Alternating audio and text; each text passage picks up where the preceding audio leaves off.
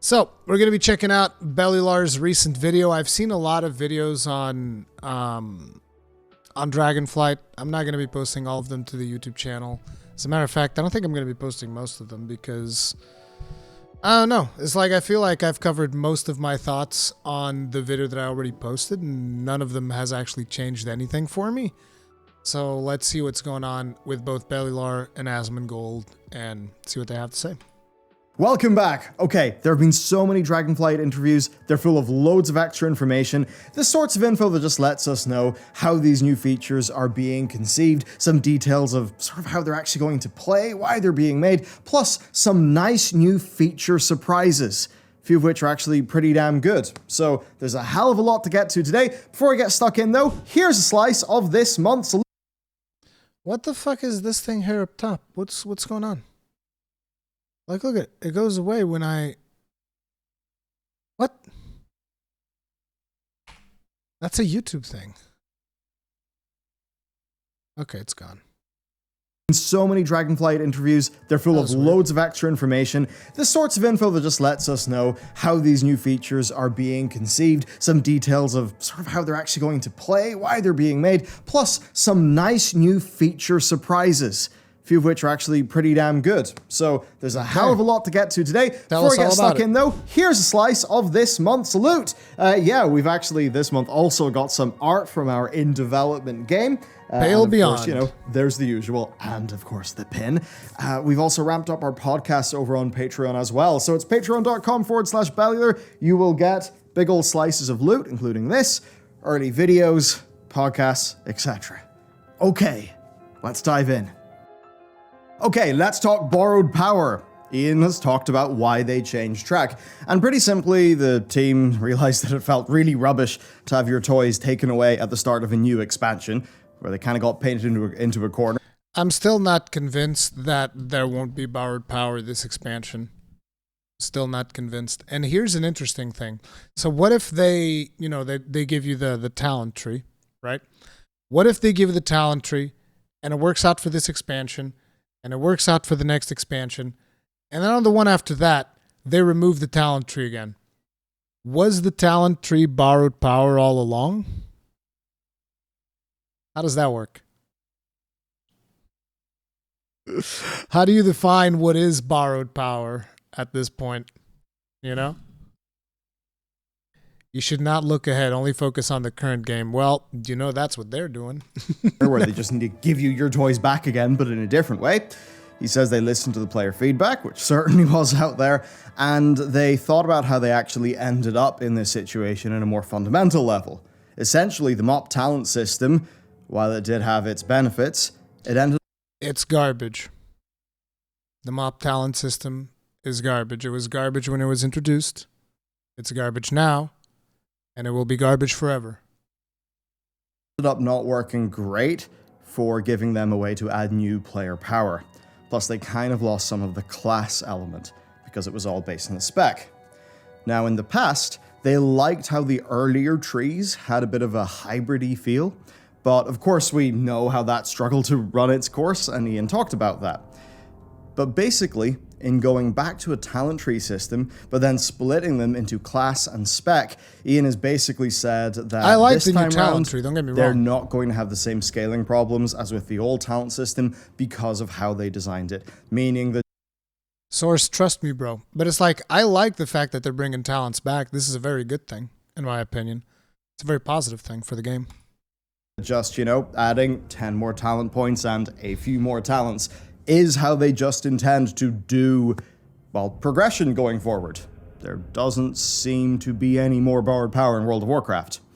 Now, he did say that, like, eventually they'll reach a stage where maybe this system will even get too bloated, but he basically said that's something to fix in 2 or 3 expansions time, because ultimately, you know, Ian... At which point we'll remove it, never talk about it again, and suddenly people are like, wait, you just, instead of borrowing this power for 1 expansion, you borrowed this power for 3. What the fuck? There's still borrowed power.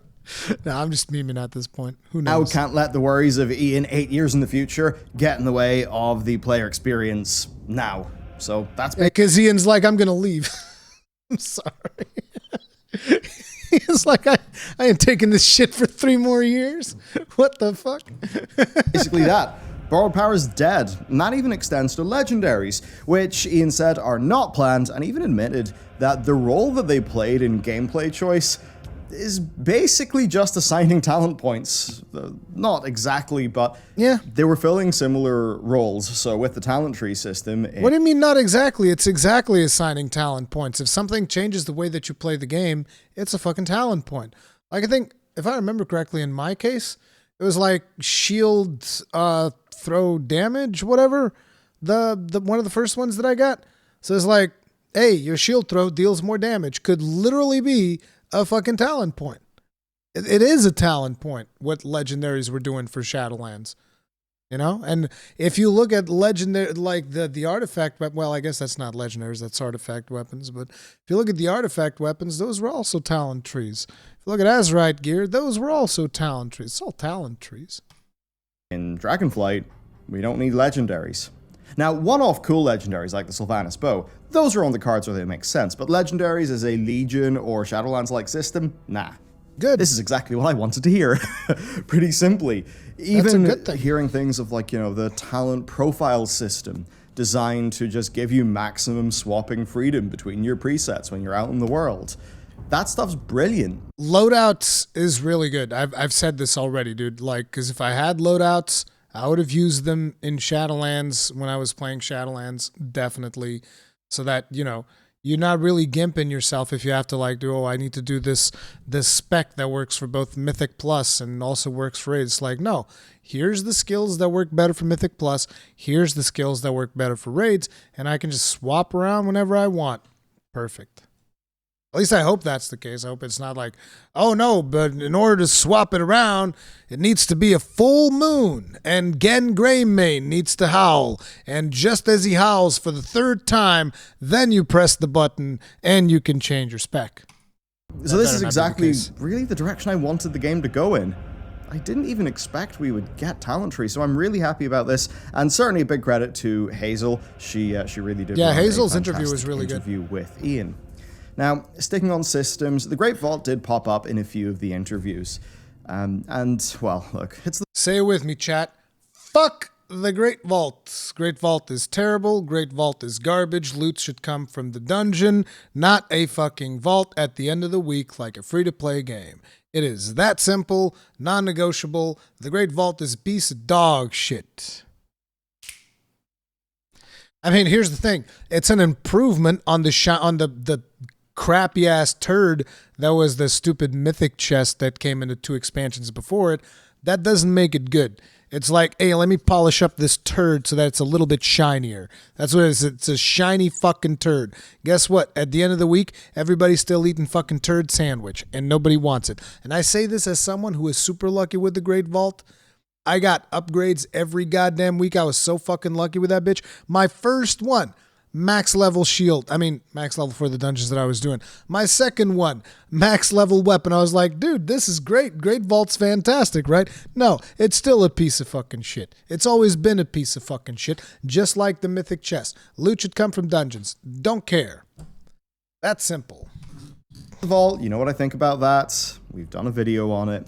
Overall, they're happy with the Vault. They think there was room for improvement, and they want to, in a 9.2 style, iterate on the consolation price.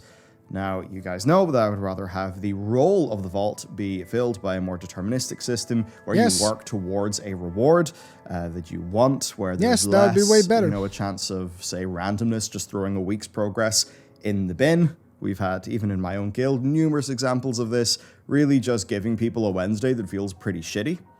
And I think also when we looked into the motivational science, and some researchers even got back to us saying, yes, this checks out, the Vault just doesn't seem to be a good idea. But hey, I guess you can't win every battle. Now, the same goes for Master Loot, where basically they had nothing to say for Master Loot in a few interviews, but improvements may come to personal loot. Basically, Ian's not fully happy with our personal loot.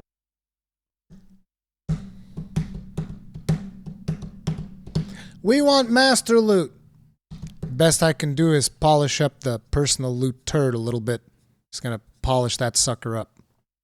Is, and that includes Little things Timmy like wins trading again. eligibility frustrations. So that was good to hear. And Ian even said that a form of collaborative cooperation on loot distribution, that's not off the table. Now that is interesting to me. Like if... What the fuck does that mean? Collaborative cooperation on loot distribution. Do we vote who the item goes to? Is that how that works? The group vote who gets the item?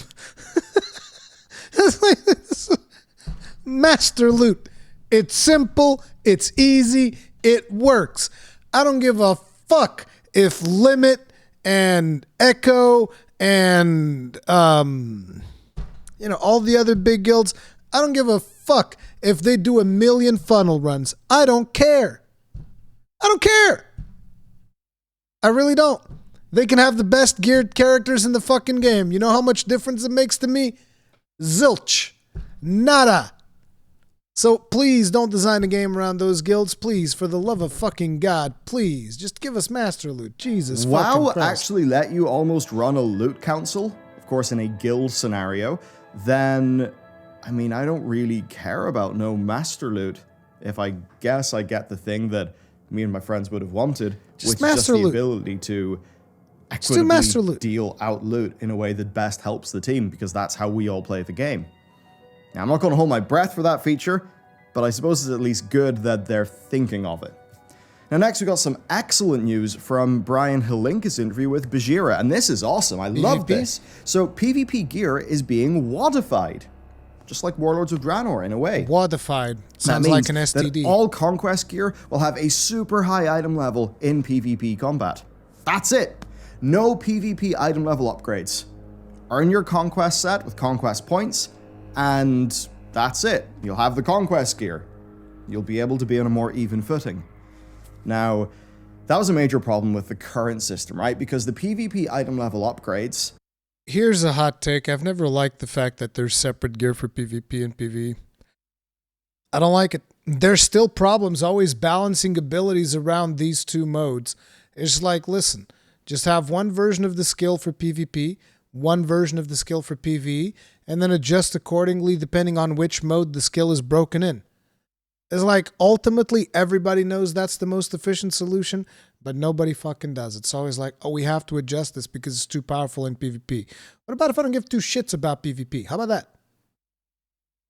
How the fuck am I getting nerfed because, this ability is blowing people up in PvP? What the fuck?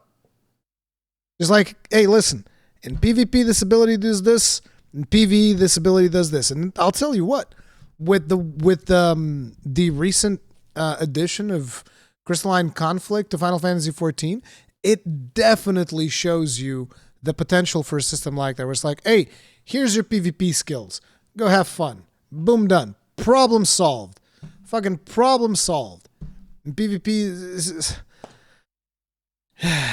it's just, again, they're always going to have this problem. Because, like, it's always one of the things that frustrated me was, like, for instance, I don't care that much about PvP, but every now and then I'd like to go into PvP, right? I go into PvP with my PvE gear and I get blown the fuck up. Why? Because it doesn't have the proper stats. You got to go get the other stats, and at the end of the day, despite the fact that there's these different stats, your abilities still aren't properly balanced for the motherfucker, so it still ends up influencing the design of the game. Just separate the abilities. That is where the problem is. And then you can give people the same gear for doing PvP, whatever the fuck. Who cares? It's weird. It's just fucking weird. Just separate it. We're tied to rating. Now, of course, if you early in the season are getting lots of rating and upgrading all of your gear, that's fine. But later on in the season, that does make the barrier to entry be just a little bit harder, because not only do you have an experience and skill disadvantage, but you have a very enforced gear disadvantage of the sort where you can't get around it by just grinding with time, because it was locked by rating. So essentially less of a rich get richer situation. But the funny thing is the upgrades are still remaining. It's just that the only bit that they're going to upgrade will be the PvE item level component of that gear. So that means you still will have that progression, and that will be tied to your rating, but when it actually comes to the PvP bit, well, a bit of conquest gear is a bit of conquest gear, and overall I think that seems like an elegant enough way to have more fair feeling PvP combat, but then actually have it so that the gear progress can still be felt. So it'll just mean that getting into PvP will feel a lot better. You know. So wait a minute, if I get this right, this means that as a PvPer, you get to have your gear and then you can upgrade it to do some PvE. It's probably not going to be as powerful as Mythic, but you can, you still get benefits from using that PvP gear and upgrading it and all of that stuff. But if you're a PvE, your gear's still going to suck ass for PvP. Is that what we're talking about? Maybe I misunderstood that part. Not that I care too much, but maybe I misunderstood that part. But that's the vibe that I got. With each conquest cap increase, you'll be getting gear that's truly good in PvP, no upgrades needed. But in a way, we'll just have to feel out how this works. Now, there is a nice thing as well. Solo queue rated has been confirmed. So there was a lot of worries with the solo shuffle that wasn't rated. So a lot of people just kind of felt like, don't really want to do it then. I'm kind of here for pushing rating to get my better gear. So yes, rated solo queue is happening in the next expansion. That's great. Now on the downside, I think really that's cool. no new battlegrounds mentioned or announced. The last one we got was that funky Legion one in 7.3.5, and then it was like, what, 2012 before that? So for me, look, I want more battlegrounds, and I want more solo queue RBGs. Till then, I think I'm going to be doing Crystalline. Heroes of the Storm has more battlegrounds than World of Warcraft.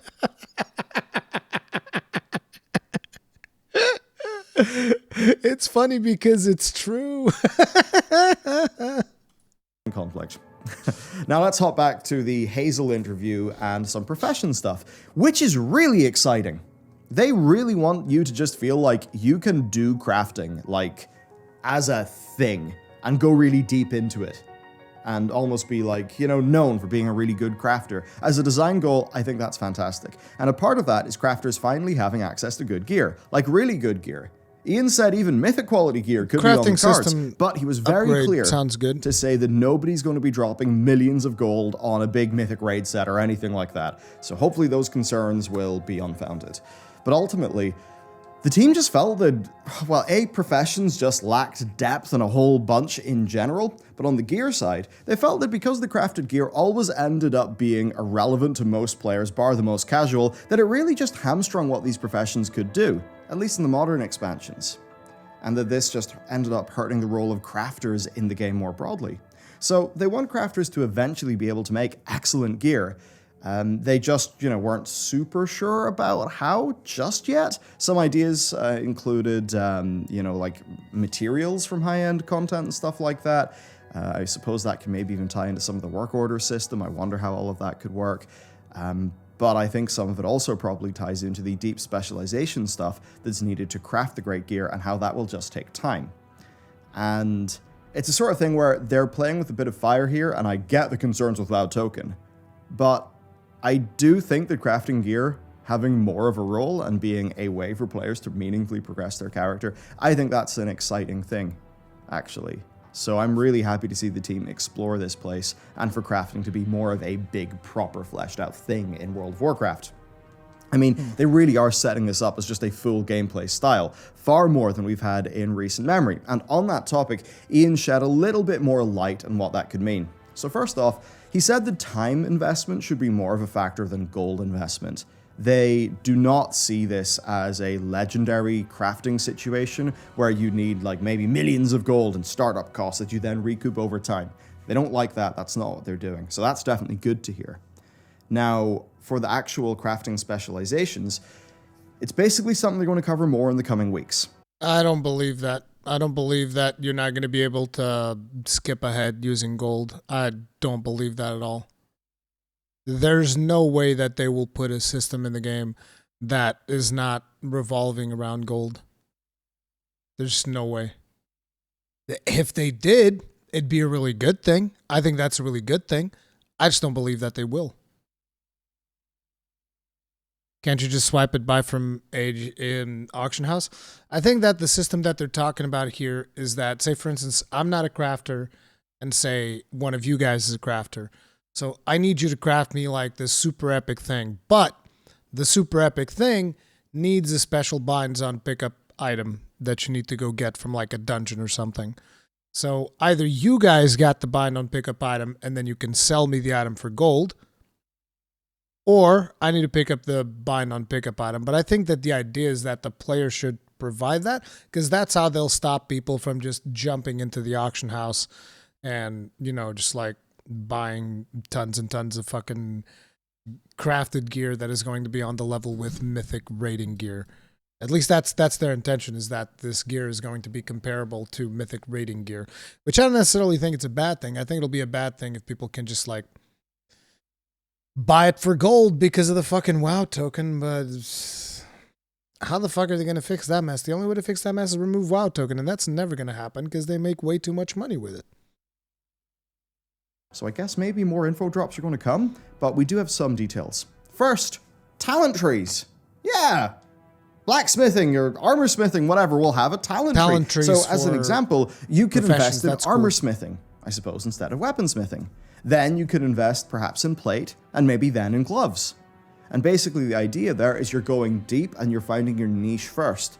But then over time, people will of course be able to complete out their professions. And Ian gave the example of the jewel crafting dailies that basically unlocked cuts back in Wrath of the Lich King, and that meant that different jewel crafters had a different library of crafts that they could do initially, which kind of helped with differentiation and specialization for crafters. So basically, it's interesting on the whole. I mean, even the way that you'll be able to get actual crafting gear for a crafter to wear. I don't mean like PvP gear or, raid gear. I mean like actual like crafting gear in the same way that FF14 has it. Like that seems really cool to me. So in terms of their big design goals, I'm really sold here. I really am. Doing talent trees, that just sounds neat. I think we're just going to need more details, but thankfully those are going to be on the way.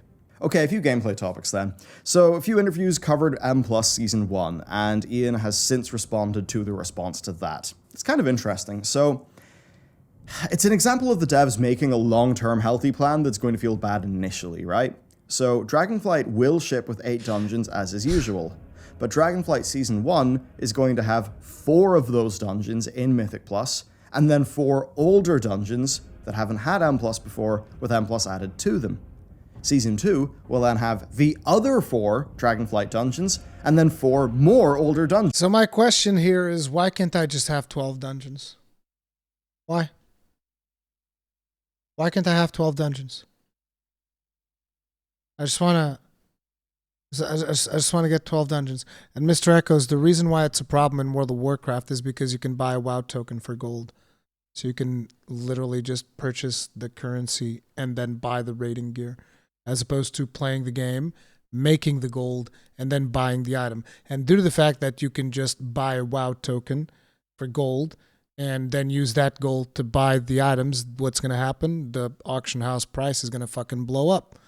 Why? Because people can pay a lot, and people that don't engage in WoW token economy are not going to be able to pay as much, and therefore, they're going to be shit out of luck. Because, like, listen, if I can sell something for, like, I don't even know what World of Warcraft prices are now, but let's say, like, a piece of raid gear would be like, I'm selling this for 10,000 gold, which this is a very, short estimate. I'm selling this for 10,000 gold.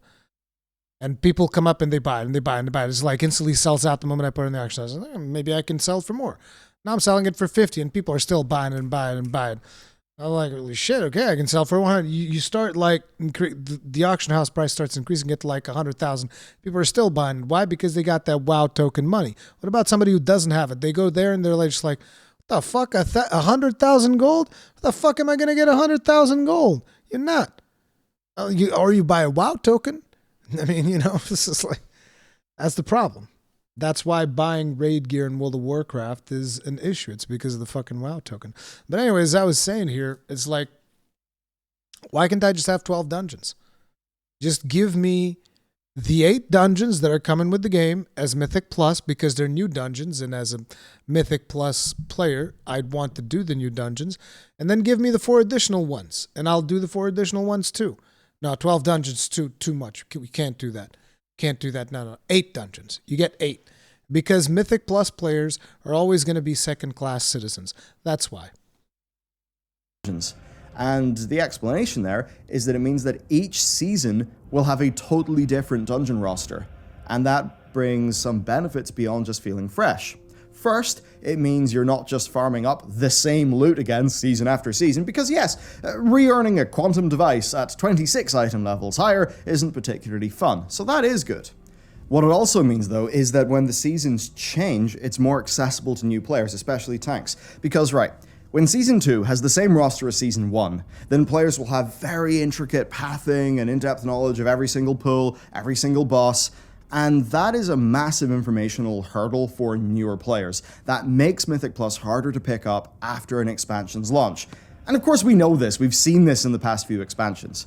Now, they know that this change is controversial. Ian had a response post to all of this, and he basically said as much, but he said that he hoped that the disappointment of not getting all 8 dungeons in Mythic Plus in Season 1, that would be overcome by, say, the likes of a Shadowpan Monastery Mythic Plus feeling fun, but then also that the long-term rotation will be more healthy for that scene. I think it remains to be seen. To be honest here, I understand both sides. I think if they're going to do that, then they need to rotate it like every 2 weeks as opposed to every season. You guys think that would be too much? Rotating the dungeons every 2 weeks? Because, I mean, every week what happens is like they change the affixes. So that would give you 2 weeks with different affixes so that they can do their stupid fortified versus tyrannical, which are mostly the 2 affixes that really matter. Way too much. Can't even learn roots properly. Good. Good. To be honest, I don't see that as a bad thing. It gets a little bit stale when you're doing the same routes over and over and over. It's like get 2 weeks, here's these 8 dungeons. 2 weeks later, here's 8 new dungeons. Boom. Rotate Mythic Plus every day. Not every day. The whole concept is made around timing as fast as possible. Yeah, I know.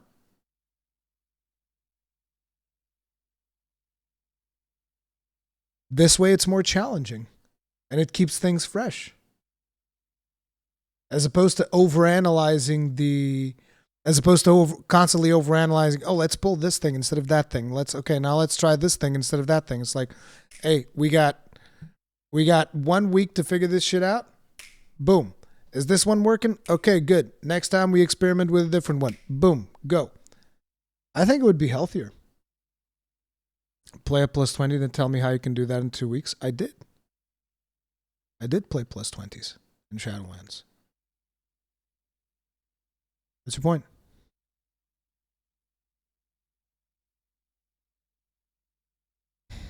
Understand the design goals, but obviously it is going to feel funky.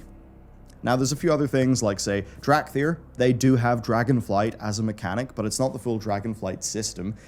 They get, like, the base version of it, just as a part of being a Drakthir. So they're kind of like Demon Hunter +++, even outside the Dragon Isles. However, they will still use the Dragon Flying system, just they'll be in their Visage mode, not their, like, Dragon Human mode. You don't want to have a dragon riding when a you dragon. actually have the Dragon Flying system, over time you'll be getting various different upgrades to the capabilities of your dragon. And Avatar Blade, I don't know if I did it in 2 weeks or not. I don't remember. I know that I did do a couple of plus 20 runs. The thing is like, I don't think it matters. Balance it in a way that it works. Then again, this is Blizzard. Yeah. Balancing in a way that it works is not going to work out. I seem to remember that at one point they put, like, there was a dungeon run that they fucked up there was a dungeon week even, that they fucked up 2 affixes in a way that it made the dungeon actually almost impossible to do. I don't remember what the affixes were, but I remember being in, it was that dungeon with the fucking tentacle guys, big tentacle guys. And there was the boss in the water, and there was something about that boss summoning ads. And then the way in which those ads blew up, it dealt like AoE damage, but you had to kill the ads. So it was like almost mathematically impossible for the healers to keep everybody alive because you had to kill ads fast, otherwise the boss would murder you. And then you would blow up those ads, and it's like, we got to kill these ads, but we got to kill them super slow, but at the same time, we got to kill them fast because otherwise they're going to kill us. So it's like, it's just this very awkward thing. And it was I remember that particular dungeon was like really, really fucked with the way that those two affixes worked. And then I think Blizzard even came out with a post or something talking about it where they were just like, yeah, those two affixes and that dungeon boss didn't really work out very well. So yeah. As someone not even Heidelin Extreme ready, fastest way to get there? What do you mean? Fastest way to get to what? Heidelin Extreme? Just fucking get Moonward gear. You're good. Or crafted gear. Yeah. So eventually Drakthir will be using the dragon flying system. It's just they kind of have a basic version of it all the time as a part of just being that race. And none of this is actually to say that mounts won't be relevant. You're still going to be using your existing mounts. They have a whole bunch of mounts. Brewery on the Paladin Season 1, the highest Q did was a 12, not a 20. Well, it has a 2 in it, doesn't it? Gives a fuck. Hopefully including the really cute otter. But I imagine their idea here is that especially in the time before you've upgraded Dragonflight a lot, that's, say you're in a valley, you've got no elevation, then Dragonflight won't be humongously helpful because you don't have that elevation, so maybe you'll use your ground mount. And that is something that, say, in Guild Wars 2 with its Griffin mount, works fantastic. Sometimes you want to use the Griffin, sometimes you want to use the Raptor, and both feel fantastic, so it could work. Could sound, look, it sounds reasonable to me. Now on the riding, riding basically is a dragon. I actually don't like this. Be relevant. You're still going to be using your existing mounts. You're still going to be a whole bunch using of mounts, hopefully including the really cute otter.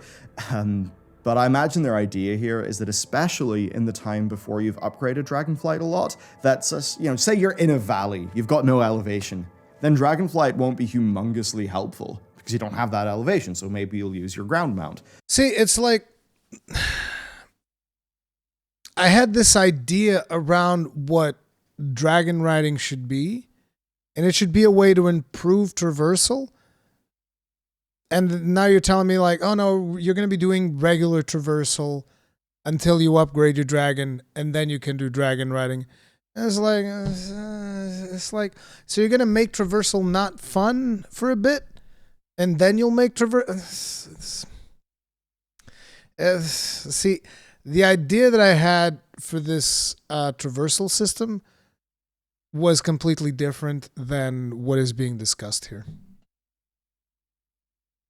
And that is something that, say, in Guild Wars 2 with its Griffin mount, works fantastic. Sometimes you want to use the Griffin, sometimes you want to use the Raptor, and both feel fantastic, so it could work.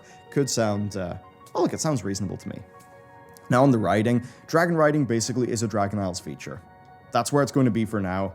They are thinking about putting it into past content, but, well, yeah, their focus is the current expansion. So we'll see. Hopefully it turns out well. I think it has the potential to be a really, really fun feature that, I mean, who knows? So it's just an expansion spawn feature. Some cool new things for the game. So it's just like I said, next expansion, dragon riding goes away.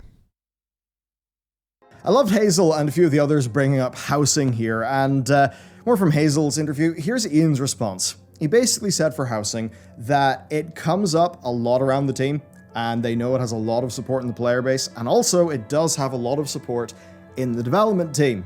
However, putting together a package of features for an expansion is a big old mix of things. It's what will actually suit an expansion, and then what work would be required to deliver that feature at the levels the players deserve. Player housing is a big feature, and basically doing it right is a super big project that would probably span multiple expansions. Now I hear that and I kind of think, okay, does that mean, we get wave 1 of player housing in one expansion and then it's built out, a bit like an FF? Or does that mean you need a team working on player housing for quite some time? Because if it's the latter, then who knows? Maybe they even have that team now. Basically, they felt the resource pinch in garrisons. The raid D tier joke actually came from how it would take basically the cost of a raid tier to do buildings for every faction, not just Horde and Alliance. So really my takeaway here is that the dream is alive. I think they do want to do it. I think they just can't make it fit into Dragonflight. But I do think that the response here felt, well, warmer than other housing responses in the past. So I take that as a good thing. Archaeology, Opium. then. That's another area where they're very much admitting that things are not perfect. Well, they're straight up not happy with Archaeology, but they just can't fit a rework into 10.0. Certainly a lost opportunity considering that the Dragonscale Expedition is a mix of the Explorers League and the Reliquary. Well, they said it won't be part of their initial efforts. Maybe it will come back then. When it does come back... Dude, I swear to God. It's like for everything that Blizzard says no, Bellular says maybe. Like, I watched this interview yesterday, and when Hazel asked Ian about friggin' Archaeology, Ian was basically running around in circles to say no. And Bellular's like, so you're saying there's a chance? It's like, what? What? Like, he literally says no. And so you're saying there's a chance, right? Come on, dude. I think that at some point it's just not very accurate is all. Like, he said no. Forget about it. It's not happening. Ian said that it will not be the excavation minigame. So perhaps it sounds like that could actually be a patch feature. If so, that would be quite exciting. Next, then, a little bit of talk on reputations and covenants. Basically, covenants are not returning here. Especially in the sense of players only having a limited amount of story on one character. But they worked so well. A covenant story or a faction story, like in BFA. They worked so well. The content is just open to do on your character. That's it. So that certainly is good to hear. I think that'll just mean the game will feel a bit more like open and content rich at the start. Now, Renown is back, but they're basically using that more as a way to display upcoming rewards in the new reps. So I'm kind of still iffy in what that implementation will feel like. I would I would worry if there is, say, gating on a per week basis. It's the sort of thing we don't have the details on. So at best, it's essentially super reps, and that could be really cool. At worst, it's the problems or some of the issues of Shadowlands repeated, but with zero attachment to player power. So I think the downsides here are reasonably capped, and I actually do think the upsides are pretty damn good if they can get this feature right. It certainly seems like there is so much lore and history in the Dragon Isles that, well, building out these reps will actually be really cool. I mean, I actually feel tied to Azeroth, and I think that'll just make a lot of us care more. I know it certainly would be like that for me. A bit of leveling then. So the zones are going to be done in order as you level, as with Shadowlands.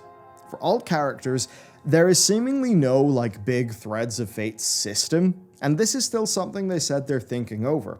But the hope they have is that these zones are so large and with so much content that you won't need to do the story campaign, and they won't need a Threads of Fate, because there's just so much side content in these zones.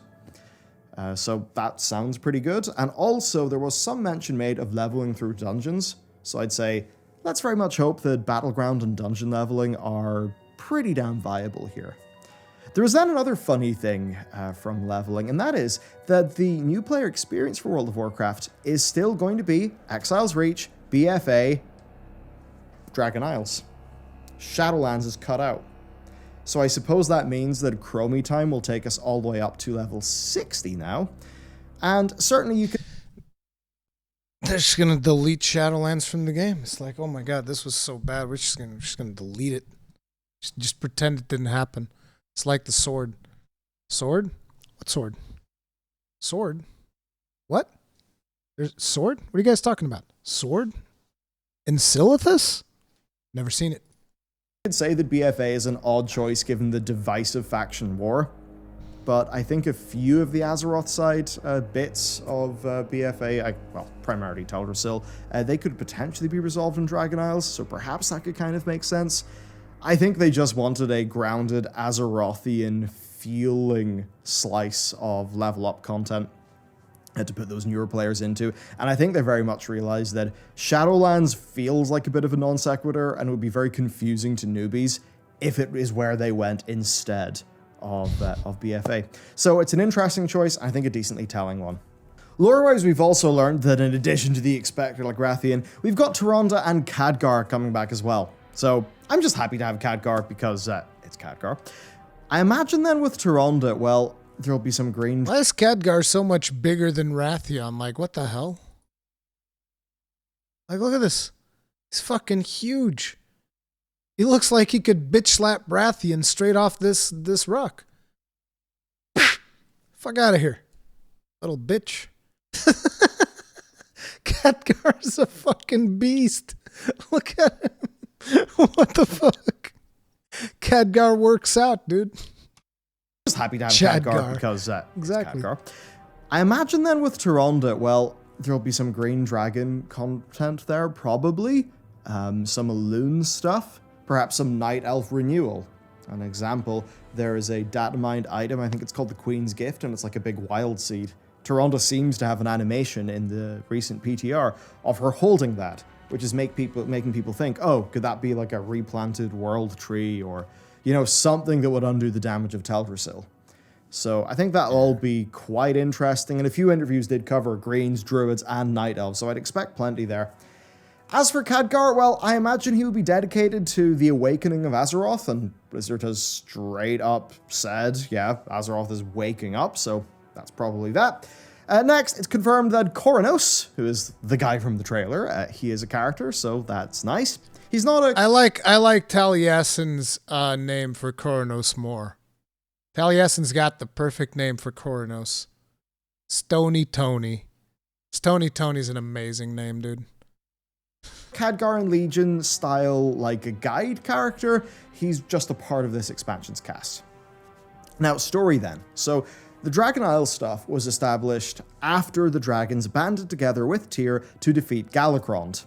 And from that point on, there's just vast swaths of dragon history that just was never filled in by Chronicle. So a lot of that is going to be filled in. We're going to see other types of dragons, other groups of dragons, such as those who would follow Galakrond. We'll learn a lot more of their history. So very much an advancement from the original kind of, well, in vanilla, right? Where dragons were kind of hostile and not trusting of us. And a core thing that we learn is that not all dragons liked the Titans, or that decision. That actually leads us to the Prime Elementals, who are these four ancient proto-drake like aspects who are sort of locked away. Not aspects in the dragon aspects, Titan empowerment way, just, I don't know, big, powerful, elementally aspected drakes. Now they have their followers who are also like Galakrond followers, so you could really see a lot of lore being built up there. And then of course, like, yeah, Tyr, big Chad, we all like him, but there is more and more reason to be suspicious of these big cosmic forces and all these, you know, caravans of people gallivanting across the galaxy doing big things to planets. I mean, are we, the people who hear and think and feel, are we just pawns in their big silly game, and ultimately they don't care about us? Which even in classic Titan lore was displayed with Algalon and Ulduar. So part of the dragon aspect's development is thinking like, okay, time has passed, we've learned some things, how do we fit into this? Do we really want to be full, you know, dragon aspects empowered by the Titans? Is that what our future is going to be? So basically with Dragonflight, it's a re-establishment of who these dragons are in Warcraft, and I'm happy with that because, to be honest with you, the Cataclysm ending was pretty lame. So we got situations where the black and blue dragons are pretty messed up as flights. They don't have that many members left. In the case of the blues, a lot of them are scattered. There's only two aspects left who are the originals, Nozd'umu and Alexstrasza. And we know Nozd'umu is going to turn into Morozond at some stage. And there's a few times where like bronze stories were teased, so again, that's making me think maybe we see Morozond. And that would be awesome. I then think to Mists of Pandaria, where Soradormi, which is Nozd'umu's consort, is killed, and somehow Kairos is shown. Of course, Kairos is dead, so I don't know how that could work, but is that a dangling plot thread that they're going to pick up? Now, to take it back to the more homey lore, well, as for 9.2.5, we're going to be dipping our toes back into Azeroth. Some of that stuff is on the PTR. Steve said that other stuff there is yet to be seen. So that's actually really exciting to me. I want that.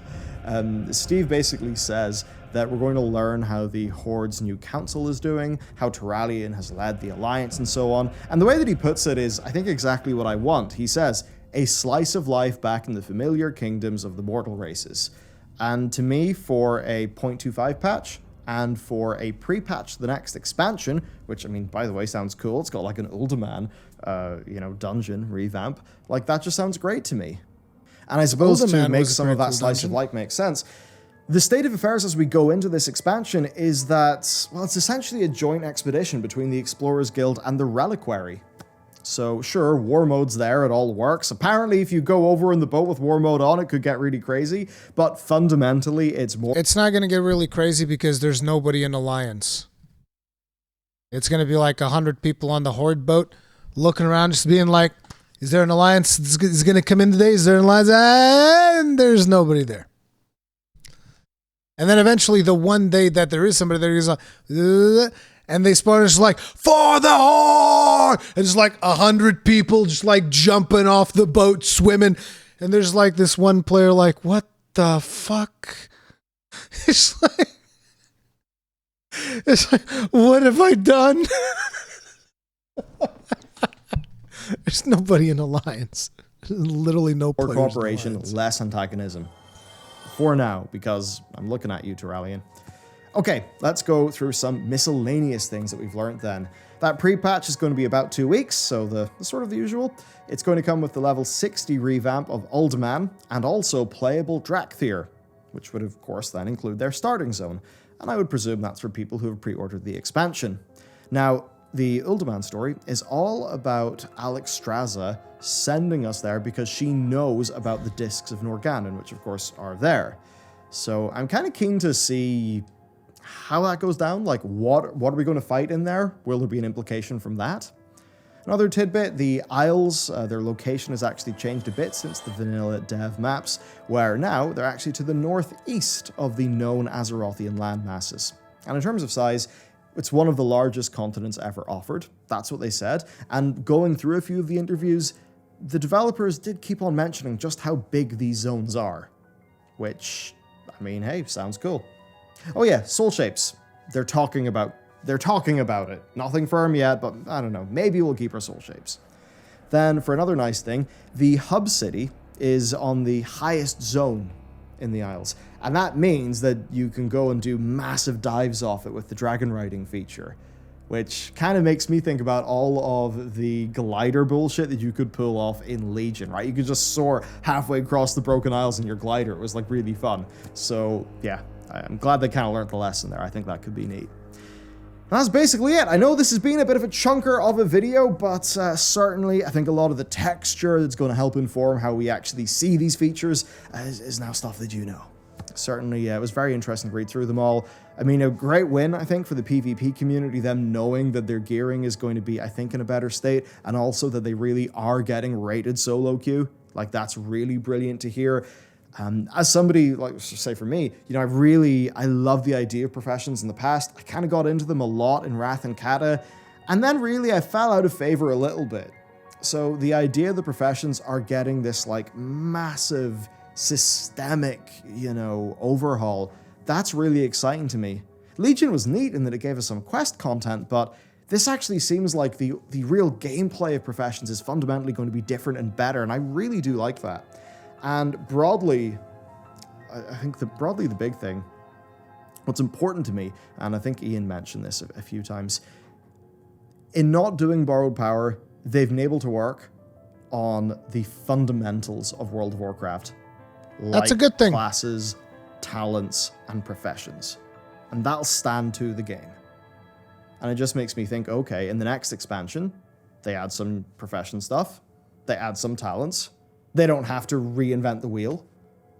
Does that free them up to do more cool, exciting things then? See, that's the thing, because now they don't have by not doing borrowed power, I mean, supposedly not doing, because who the fuck knows, right? Technically speaking, dragon riding is a borrowed power, even though it doesn't directly affect your character power. It's a borrowed system that's going away at the end of the expansion. And so, you know, they're still up to their old things about like, oh, this thing will work for this expansion, the next expansion, we're throwing it away. See, it's a little bit frustrating because like, if you think about Guild Wars 2, right? Like, they've made this amazing mount system. Guess what? It works in every expansion. That's why it's so good. Like, when I did those couple of streams where I played Guild Wars 2, I went and I got the ground mount, and I was using it on the base game. You know? It's like, come on. It should, like, work across the game, but Blizzard's still focusing on their, like, expansion. It's an expansion thing. It's like, you got to be willing to revamp some of your old content to make it relevant again. I mean, they're starting with some of the dungeons, so that's a good thing. We'll see how that pans out.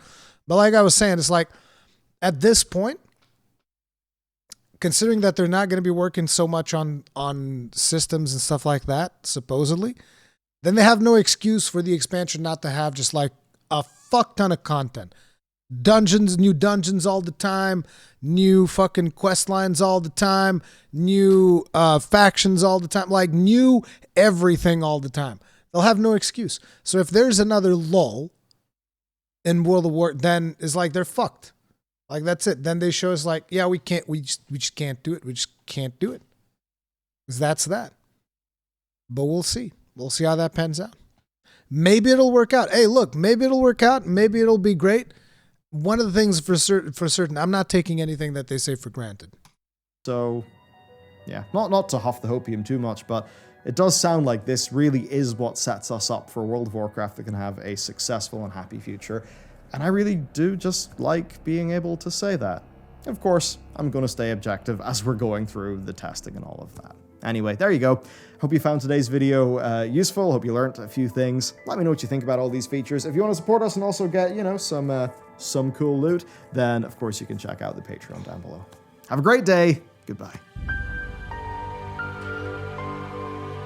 I'm gonna link the video. Make sure to leave a like in there. Bellular does fantastic work grabbing all of this information, because there's no way I'd be able to go to all the sources and like fucking connect all these dots like he does. This is freaking wild. But at the end of the day, I do, and this is not like a vibe that I get just from Bellular, and it's like, in a way, this is one of the reasons why I don't want to upload too many of these reactions onto the channel. Like, I might upload this one. I think this one was good. But like, I don't want to upload too many of them, because there are a ton of people out there right now that are super hyped about World of Warcraft. And in a lot of ways, I wish I could be one of them. You understand what I'm saying? Like, I wish I could be one of those people that's like, oh, fuck yeah, dude, let's go. Let's just fucking, oh man, dragons? Yeah, let's go. I wish I could be like that. But I can't, because I'm jaded. Like, look, I'm jaded. It is what it is. Like, I'm fucking, like, I've been burned so many fucking times in this game. And it's like, the people that still enjoy the game, most of them, they're like, they play multiple classes. It's like, oh, my class is sucking, I'll play something different. My class is, I'll just play something different, just whatever. And it's like, I've always just wanted to, like, I just want to play my prot warrior, man. I just want to play my prot warrior, man. And every time I gave the game another shot, they just like spat right in my face and told me, hey, you want to play Brewmaster? Yeah, Brewmaster's looking real good, dude. You want to play some prop Pally? Yeah, Pally's looking good too, man. Warrior? Yeah, it ain't looking so good. It ain't looking so hot. So I want to be one of these people that would be super excited to jump back in, but I'm not. I don't trust them. And I genuinely believe they're going to fuck it up. And on top of it, they still haven't shown any improvement in the condition of the people working for them. Nothing's been done. So it's like, we're just going to forget all of the controversy that is happening. And it's like, look, you don't have to deal with the controversy if you don't want to. Like I said as much, I'm like, look, to each their own. You do what you want. But, whatever.